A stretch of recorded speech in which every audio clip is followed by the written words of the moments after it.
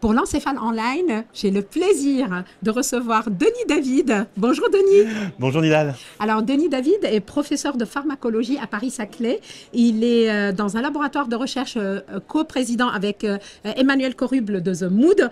Et donc il va nous parler et va nous donner ses recettes de pipeline, les derniers tips sur la dépression et l'anxiété. À toi Denis. Merci Nidal. Alors c'est vrai que quand on pense recherche aujourd'hui dans la dépression, on se dit qu'il n'y a rien. C'est faux en fait. Il y a une énorme recherche sur la dépression et en fait maintenant on se focalise sur les récepteurs sérotoninergiques. On ne cible plus le transporteur, on cible directement les récepteurs. Par exemple, une recette, le récepteur 5-HT4. Et avec l'équipe d'Emmanuel, on s'intéresse à activer ce récepteur. C'est notamment les travaux du docteur Indira David. Et on montre qu'avec du prucalopride, qui est une molécule utilisée dans la constipation chronique, et bien que cette molécule-là, on arrive à corriger un phénotype anxio-dépressif chez la souris. Et une méta-analyse réalisée par les collègues de l'équipe Moods, par les cliniciens de l'équipe Moods, montre que des patients qui ont été traités pour la constipation chronique avec du prucalopride, eh bien, on arrive à corriger des symptômes dépressifs. Donc, le récepteur 5-HT4 et notamment le prucalopride, c'est une des cibles à suivre dans les années qui viennent. Autres récepteurs, les récepteurs 5-HT2 avec évidemment la psilocybine. Lucie Berkovitch en parle beaucoup mieux que moi, mais c'est la molécule d'intérêt aujourd'hui, non seulement dans la prise en charge des troubles anxieux, mais aussi dans la dépression. Et puis, ça c'est le système sérotoninergique.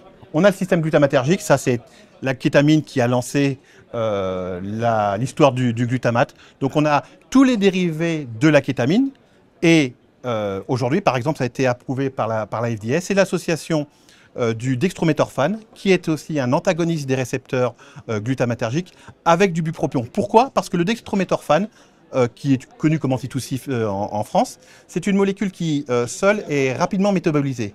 Mais quand on l'associe avec du bupropion, connu aussi comme pour être un antidépresseur aux USA, eh bien, c'est un inhibiteur du cytochrome 2D6, et donc, on augmente les concentrations thérapeutiques de dextrométhorphane, et on arrive à avoir une molécule qui, en prise orale, a des effets antidépresseurs rapides. On a, les études cliniques le montrent, une meilleure réponse et une meilleure rémission que le groupe placebo. Êtes-vous convaincu que dans un futur proche, on va avoir d'autres médicaments, d'autres molécules qui vont arriver à traiter les dépressions et surtout les dépressions résistantes?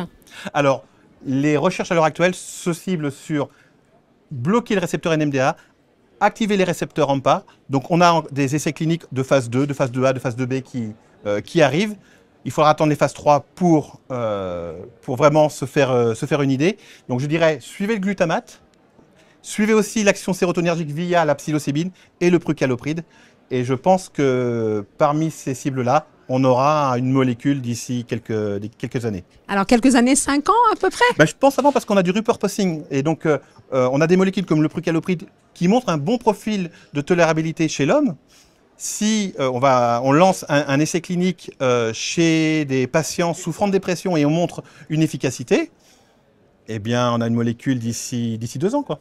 Alors, en attendant, soignez vos intestins, soignez votre toux et surtout, prenez des champignons hallucinogènes. Ne m'écoutez pas, c'était la blague de la fin de l'interview. Merci. Merci, Nidal.